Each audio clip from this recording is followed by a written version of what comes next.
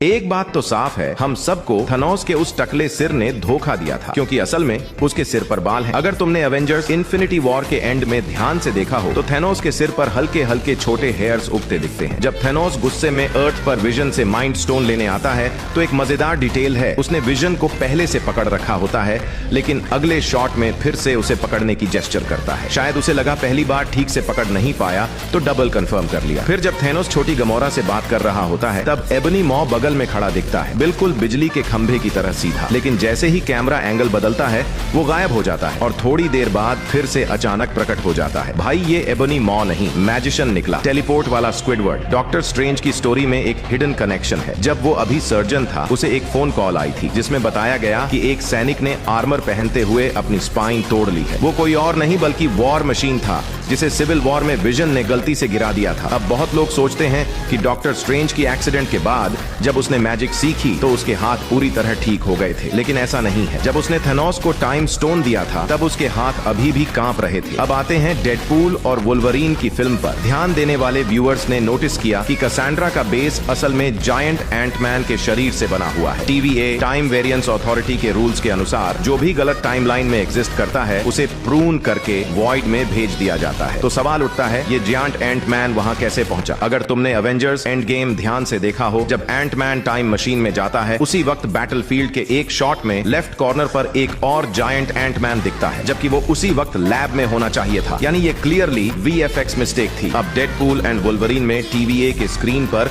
वही end game वाला scene चल रहा होता है। इससे साफ होता है कि वो गलत डुप्लीकेट एंटमैन TVA द्वारा प्रून किया गया था और इसीलिए उसका जायंट बॉडी अब वॉइड में पड़ा है, यानी literal garbage multiverse version of Ant-Man.